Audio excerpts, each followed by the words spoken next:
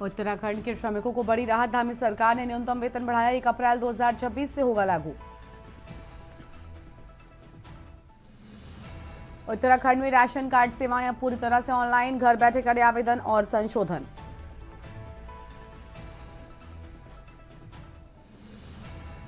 Uttarakhand police मुख्यालय ने 11 police उपाधीक्षकों के किए तबादले, हरिद्वार से ऊधम सिंह नगर तक बदली गई तैनाती।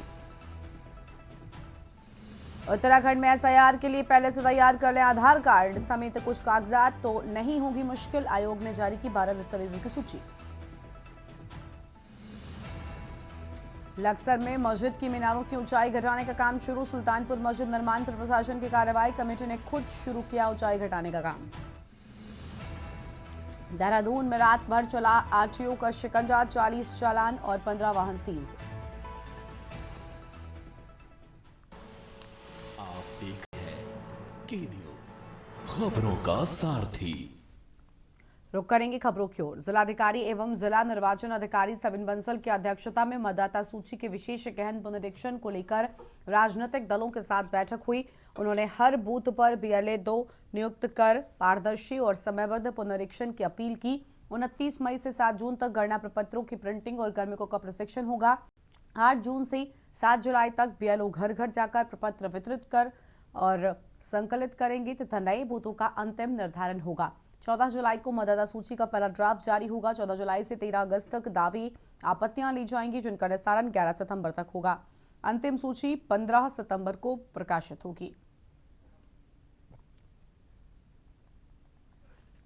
ऑनरेबल इलेक्शन कमीशन के निर्देश अनुसार सभी पॉलिटिकल पार्टीज़ के साथ आज मीटिंग होल्ड की गई है। उसमें जो हमारा SIR का शेड्यूल है और उसमें क्या क्या एक्टिविटीज़ रहेंगी, किस तरह से हमको सारे स्टेप्स में जो हमारे इलेक्टर्स हैं उनका सहयोग चाहिए, कैसे डिसेमिनेशन हो और किस तरह से कोऑर्डिनेशन बना रहे हमारी पॉलिटिकल पार्टीज़ और हमारी इलेक्शन मशीनरी का, तो उसके संबंध में डिटेल्ड डिस्कशन हुआ है। जो हमारा शेड्यूल है वो all over the modes of dissemination already published है।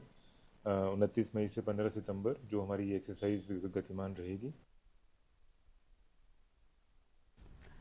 उत्तराखंड के राज्यपाल लेफ्टिनेंट जनरल गुरमीत सिंह अपने तय कार्यक्रम के तहत शनिवार को सरोवर नगरी नैनीताल के लोक भवन पहुंची। राज्यपाल के नैनीताल आगमन पर कुमाऊं मंडल के शीर्ष अधिकारियों ने उनकी अगवानी की और इस मौके पर आयुक्त व मुख्यमंत्री के सचिव दीपक रावत, पुलिस महानिरीक्षक कुमाऊं रिद्धिमा अग्रवाल, जिलाधिकारी ललित मोहन रियाल और वरिष्ठ पुलिस अधीक्षक TC मंजुनाथ ने राज्यपाल को पुष्पगुच्छ भेंट कर उनका गर्मजोशी से स्वागत किया और इसके बाद राज्यपाल को नियमानुसार गार्ड ऑफ ऑनर भी दिया गया।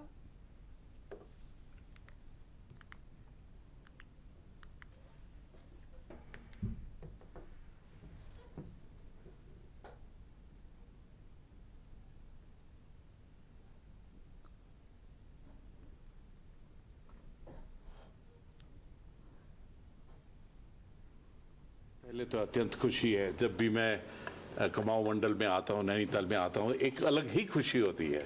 और एक जीवन के अंदर में अगला कदम क्या है, विकास, प्रगति, निरंतर प्रोग्रेस करना, यही है। और पिछले साल जब आया था बहुत डिटेल से गए थे, तो इस साल भी पूरा प्लानिंग बनाया है कि किस प्रकार 6 डिस्ट्रिक्ट में जाऊं, वहां पर बहुत डिटेल से मैं देखूं। हमारे जो फॉरवर्ड एरिया हैं उसके अंदर में जो वाइब्रेंट विलेजेस हैं वहां जाने का प्लान है। हल्द्वानी में जिला कांग्रेस कमेटी ने वनाग्नि और आगामी मानसून सीजन से पहले आपदा प्रबंधन की तैयारियों को लेकर प्रशासन के समक्ष कई मांगे रखी हैं। जिला अध्यक्ष राहुल चंबाल के नेतृत्व में कांग्रेस नेताओं ने जिलाधिकारी को ज्ञापन सौंपा। इस दौरान विधायक सुमित्र देश, राज्य आंदोलनकारी ललित जोशी सहित कई कांग्रेस कार्यकर्ता मौजूद रहे। कांग्रेस नेताओं का कहना है कि जंगलों में लगातार लग रही आग से पर्यावरण और जनजीवन प्रभावित हो रहा है, तो वहीं मानसून सीजन से पहले संभावित आपदाओं को देखते हुए नदियों के किनारे तटबंध निर्माण और सुरक्षा कार्यों को प्राथमिकता दी जानी चाहिए। इसके अलावा स्मार्ट मीटर सहित कई जनहित से जुड़े मुद्दों को भी ज्ञापन में शामिल किया गया है। कांग्रेस ने प्रशासन से इन समस्याओं के जल्द समाधान की मांग की है।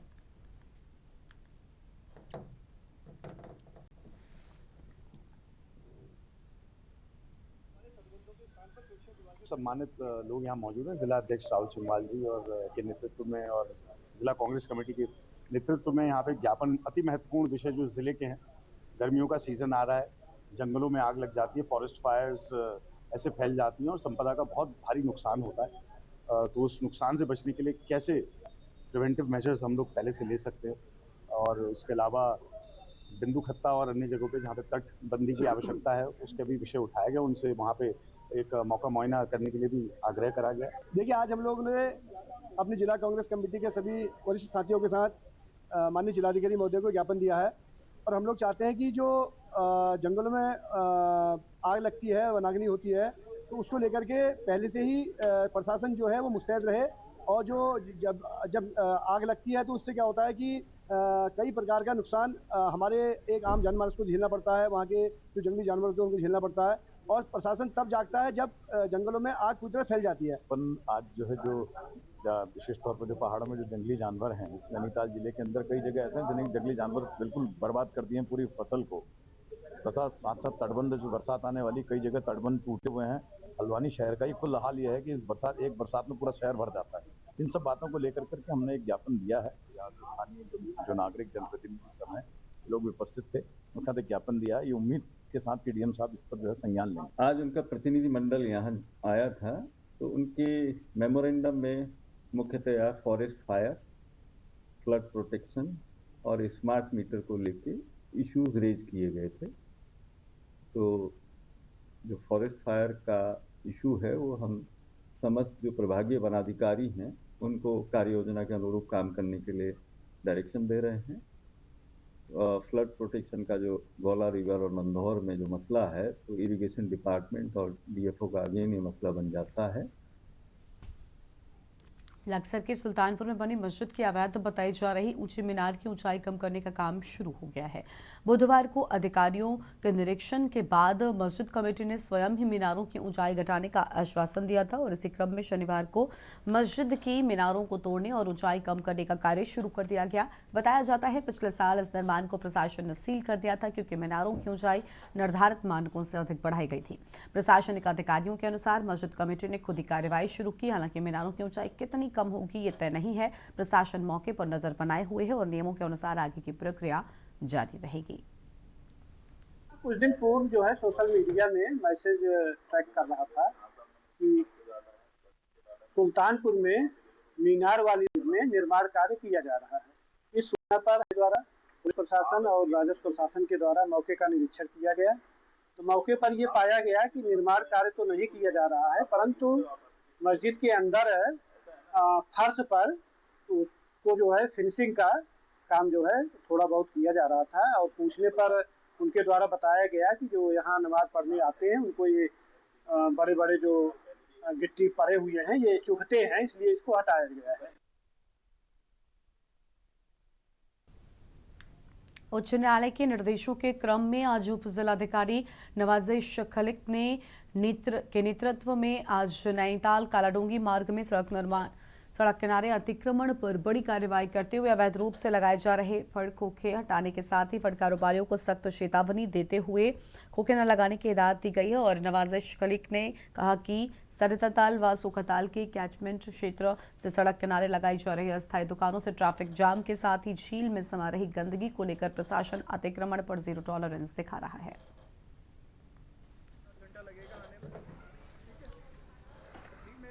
और उसका क्लियर नहीं था ना कि आज क्या है, क्यों नहीं है, उसमें कहीं लिखा नहीं था। और मेरे को भी प्राइवेट कर दो ना, हमारे पास है नहीं अपना, अब करके रख लो इसको।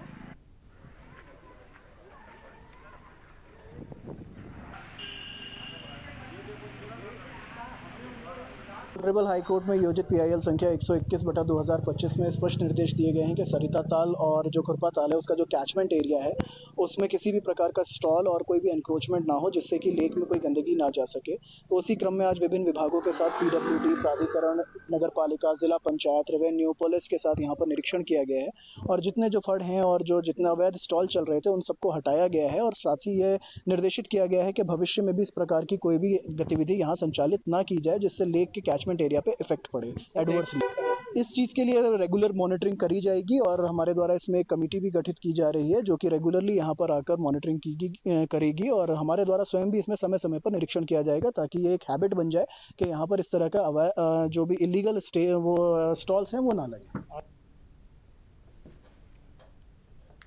अल्मोड़ा में अटल उत्कृष्ट पीएम श्री जीआईसी में राजकीय शिक्षक संघ के द्वारा सम्मान समारोह का आयोजन किया गया। कार्यक्रम में उत्तराखंड बोर्ड और सीबीएसई बोर्ड परीक्षा में उत्कृष्ट प्रदर्शन करने वाले छात्र छात्राओं के साथ सेवानिवृत्त शिक्षकों को सम्मानित किया गया। समारोह में जिला शिक्षा अधिकारी माध्यमिक चंदन सिंह बिष्ट और जिला शिक्षा अधिकारी प्रारंभिक रवि मेहता मौजूद रहे। इस दौरान जिला शिक्षा अधिकारी चंदन सिंह बिष्ट ने कहा कि ऐसे कार्यक्रम बच्चों का मनोबल बढ़ाने के साथ अन्य विद्यार्थियों को भी बेहतर प्रदर्शन के लिए प्रेरित करते हैं।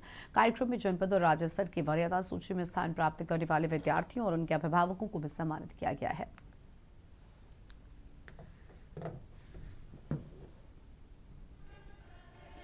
राजकीय शिक्षा संघ जनपद अल्मोड़ा की जिला कार्यकारिणी ने, क्योंकि ये हमारा जो इस बार हमारे बोर्ड परीक्षाओं में जो बच्चे हमारी मेरिट लिस्ट में थे और इसके अतिरिक्त जो बच्चे हमारे अटल उत्कृष्ट विद्यालयों में 90% से ऊपर हमारे जिन बच्चों ने प्राप्त किए थे उन बच्चों को सम्मानित करने के लिए और हमारे जो एक लंबे वर्षों तक हमारे राजकीय शिक्षक संगठन को हर संघर्ष में अपनी मजबूती से अपना कंधे से कंधा मिला के साथ देने वाले ऐसे हमारे जो साथी विगत वर्ष में जो सेवानिवृत्त हुए थे, हमने एक प्रयास इस वर्ष से शुरू किया कि हम उन मेधावी छात्राओं को और हमारे उन सेवानिवृत्त साथियों को सम्मानित करने का प्रयास करें। हमारे जो शिक्षक 2025 और 2026 में रिटायर हुए हैं उनका जो है आज सम्मान समारोह, साथ ही साथ जो है उनका विदाई समारोह भी जो है इन पदाधिकारी के द्वारा जो है आयोजित किया गया है। साथ ही 2026 में जो बच्चे हमारे उत्तराखंड बोर्ड में तथा सीबीएसई में जिन बच्चों ने जो है अच्छे मार्क्स प्राप्त किए हैं। देश में बढ़ते वैश्विक संकट और ईंधन संरक्षण को लेकर अब सियासत तेज हो गई है। हल्द्वानी में सांसद अजय भट्ट ने प्रधानमंत्री मोदी की दूरदर्शिता की तारीफ करते हुए विपक्ष पर जमकर निशाना साधा। सांसद ने कहा, प्रधानमंत्री भविष्य को देखकर फैसले लेते हैं, आने वाले संकटों की तैयारी पहले से ही शुरू कर देते हैं। उन्होंने कहा कि जब पूरी दुनिया ईंधन संकट से जूझ रही है तब विपक्ष गंभीर होने के बजाय केवल तंज कसने में लगा है। प्रोटोकॉल में और एक है आगे से जो है एस्कॉर्ट देते हैं, वो मेरी नहीं है, एक गाड़ी मेरी है, तेरी एक ही गाड़ी है। अरे सर वो इतने बड़े जिले के वो है तो ठीक है, अब वो तो जो है। अरे यार मनोज भाई बोल रहे हो बस। हाँ बोलो मिलते रहो बोलो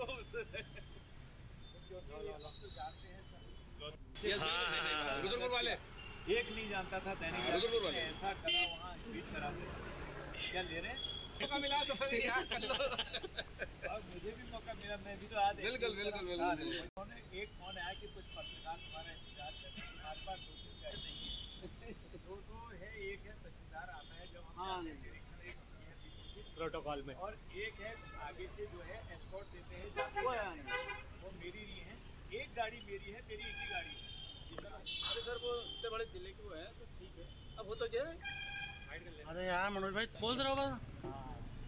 हाँ रुद्रपुर वाले एक नहीं जानता था दैनिक वाले ऐसा करा वहाँ ट्वीट कराते क्या ले रहे मौका मिला तो फिर यार कर लो और मुझे भी मौका मिला, मैं भी तो आज बिल्कुल उन्होंने। हमारे माननीय प्रधानमंत्री जी भविष्य दृष्टा है, जो बात कल होने वाली है उसकी तैयारी पहले से कर ली है। मैं अपने देश के नेता प्रतिपक्ष जी का बयान सुन रहा था कि पोल खुल गई इनकी। क्या पोल खुल गई भाई, पेट्रोल पैदा कर दो ना नेता प्रतिपक्ष जी। मेरा आपसे निवेदन है, पेट्रोल के कुएं बनवा दो ना भारत में। आपने तो अधिकतम समय तक आपके दादाजी, पिताजी, नानी जी सब लोगों ने राज्य करा है, क्या करा? पेट्रोल के कुएं कहाँ हैं आपके, कहाँ हैं डीजल के कुएं? भाई जो सत्य है उसको मानने को तैयार क्यों नहीं होते हो? 80% चीज़ हम बाहर से मंगा रहे हैं, सारी चीज़ें। जब दुनिया इस संकट से जूझ रही है तो उसकी तैयारी क्यों नहीं करते? हम तैयारी कर रहे हैं। देहरादून में मुख्यमंत्री के निर्देशों के तहत जिला प्रशासन जरूरतमंद परिवारों को त्वरित ही राहत पहुंचा रहा है। जिलाधिकारी सविन बंसल के नेतृत्व में प्रशासन CSR फंड, जिला स्तर के प्रोजेक्ट और अन्य संसाधनों के माध्यम से असहाय और आर्थिक रूप से कमजोर परिवारों की मदद कर रहा है। इसी क्रम में रायपुर क्षेत्र से एक कैंसर पीड़ित परिवार को बड़ी राहत दी गई है। परिवार के मुखिया के कैंसर से पीड़ित होने और इलाज के चलते आर्थिक स्थिति बेहद कमजोर हो गई है, जिस कारण लगभग 71,000 रुपए का ऋण बकाया हो गया था। मामले की गंभीरता को देखते हुए जिला प्रशासन ने CSR फंड से पूरी बकाया राशि जमा कराकर परिवार को कर्ज मुक्त किया और अतिरिक्त आर्थिक सहायता भी प्रदान की है।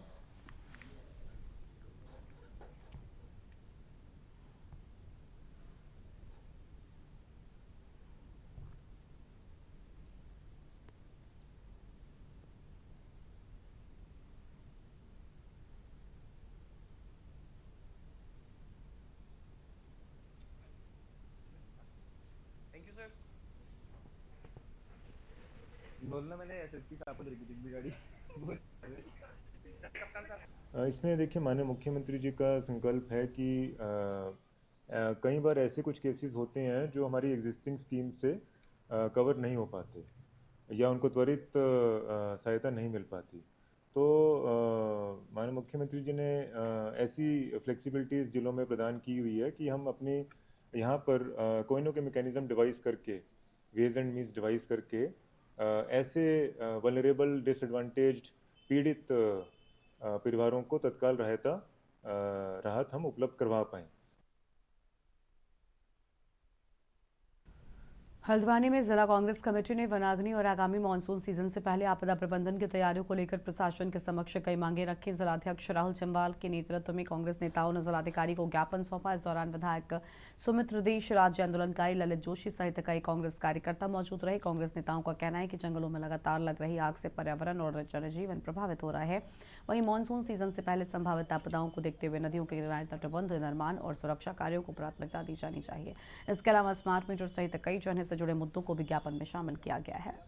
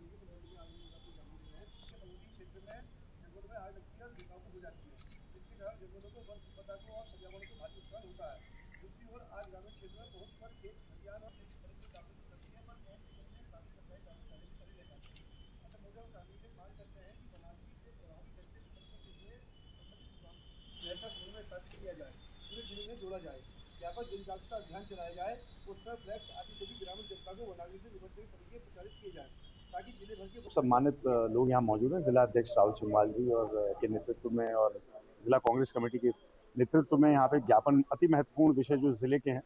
गर्मियों का सीजन आ रहा है, जंगलों में आग लग जाती है, फॉरेस्ट फायर्स ऐसे फैल जाती हैं और संपदा का बहुत भारी नुकसान होता है। तो उस नुकसान से बचने के लिए कैसे प्रिवेंटिव मेजर्स हम लोग पहले से ले सकते हैं, और उसके अलावा बिंदु खत्ता और अन्य जगहों पे जहाँ पे तटबंदी की आवश्यकता है उसके भी विषय उठाया गया। उनसे वहाँ पे एक मौका मुआयना करने के लिए भी आग्रह करा गया। देखिए, आज हम लोग ने अपनी जिला कांग्रेस कमेटी के सभी वरिष्ठ साथियों के साथ माननीय जिलाधिकारी महोदय को ज्ञापन दिया है और हम लोग चाहते हैं कि जो जंगलों में आग लगती है, वनाग्नि होती है, तो उसको लेकर के पहले से ही प्रशासन जो है वो मुस्तैद रहे।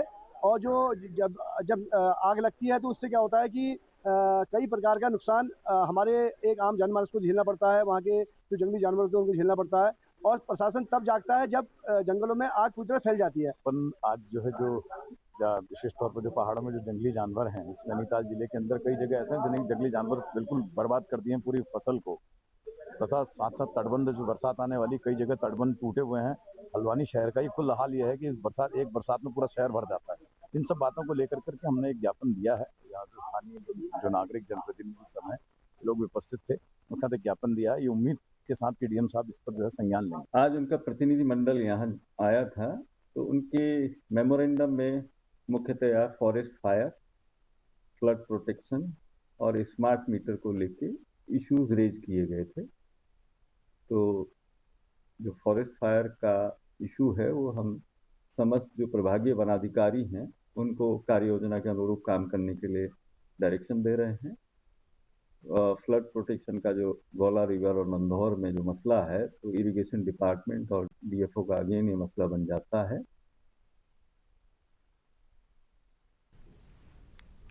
कालाडूंगी तहसील परिसर में अधिवक्ताओं ने एकत्र होकर एसडीएम को ज्ञापन सौंपा है और जिसमें कालाडूंगी में मुंसिफ कोर्ट खोलने की मांग की गई। अधिवक्ताओं का कहना है तहसील क्षेत्र में पहाड़ी और दूरस्थ ग्रामीण इलाके शामिल हैं जहां के लोगों को न्यायिक कार्यों के लिए हल्द्वानी तक जाना पड़ता है। वर्तमान में मुंसिफ कोर्ट हल्द्वानी में संचालित है जिससे ग्रामीणों को काफी दूरी तय करनी पड़ती है और परेशानियों का सामना करना पड़ता है। इसी को देखते हुए कालाडूंगी में मुंसिफ कोर्ट की स्थापना की आवश्यकता बताई गई। पूर्व सांसद ने भी कहा कि सभी दल इस मांग के पक्ष में है।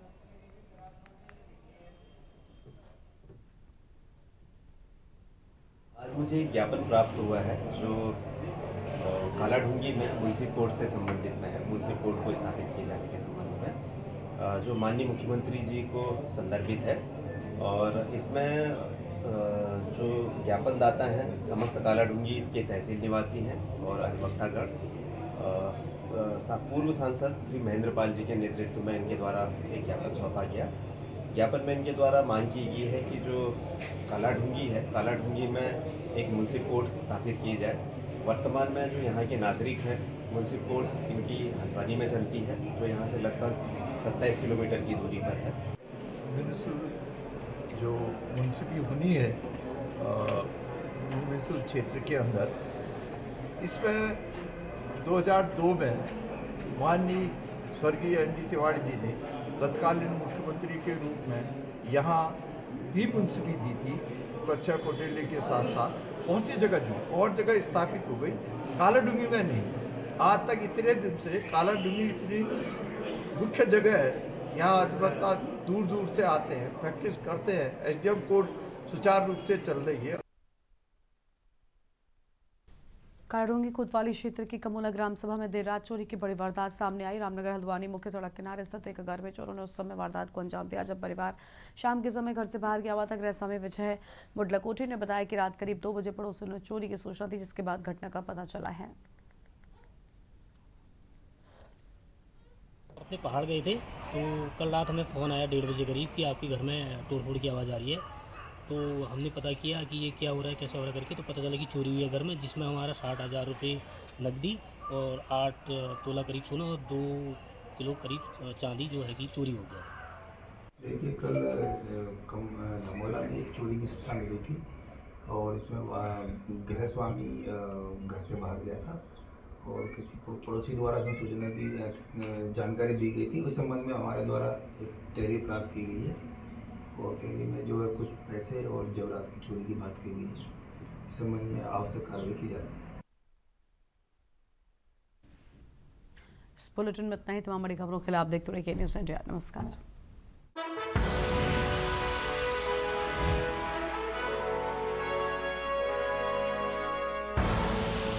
आप देख रहे हैं के न्यूज़, खबरों का सारथी।